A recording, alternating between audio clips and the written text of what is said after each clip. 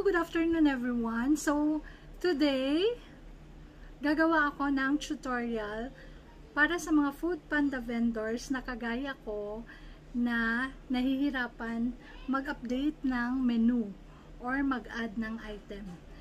So, simple lang masyado ang steps on how to add ng item or mag-update ng ating mga menu. So, just watch my video guys. So, first step, gagawa muna ako ng list ng item na i-add ko sa menu with its corresponding price. Using my Android phone, open ko yung application na Notepad. At dito ko isusulat yung i-additional ko na item with its price.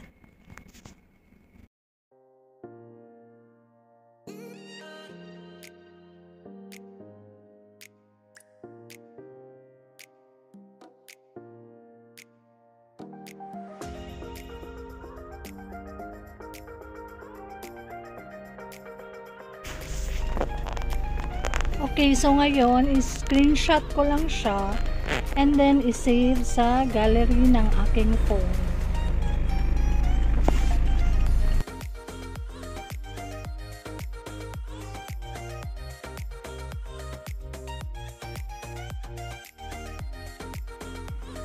For our next step, open your browser sa foodpanda.portal.restaurant. Then you log in your username and password.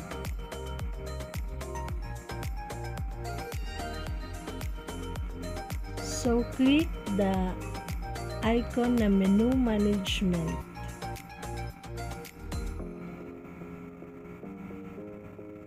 Okay, so naglo-loading na siya. Then etong first icon sa itaas, i-click nyo.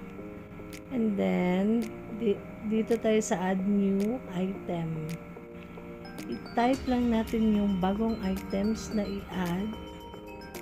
So for example, itong brown sugar milk tea. Then ilagay lang sa description ang size.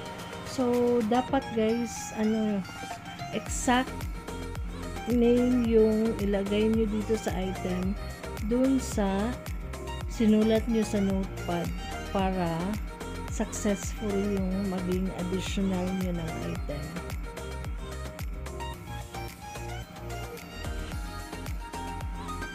So, scroll nyo sa baba, meron dyang price.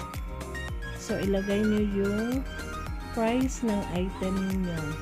So, dapat same din doon sa nilagay nyo sa notepad.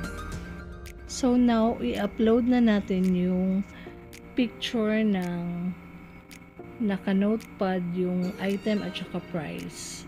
So hanapin natin sa gallery natin at saka i-upload. So ganun lang kadali mag-add ng item sa ating Food Panda portal. So yan siya. So, since dalawang size yung milk tea, i-add din natin yung isang size. So, same procedure pa rin. Ayan.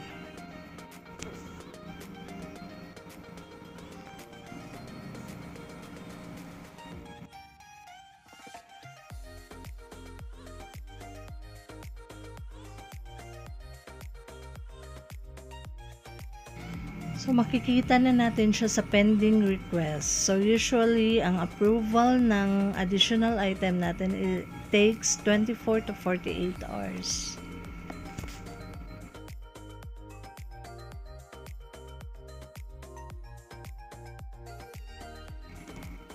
Okay, so paano mag-add ng photo dun sa menu natin sa portal? So, first, i-click natin yung first icon sa itaas. Ito, then lalabas na yung mga menu natin. So, scroll nyo lang sa baba kung saan yung lalagyan nyo ng photo. Then, click nyo yung box na naka-allocate para sa mga pictures ng menu.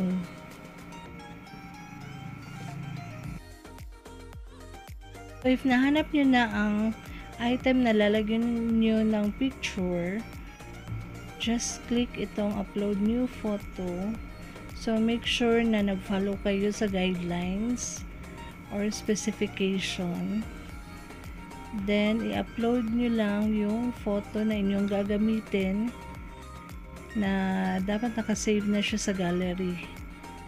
Okay, so yan. Select nyo yung photo. Then, i-upload. Then, i-crop siya na makukuha talaga yung buong photo or buong image. Then, i-save. So, ganyan lang kadali. So, mag-appear yung success. Okay, so that's it guys. I hope makatulong yung video na yon sa inyo.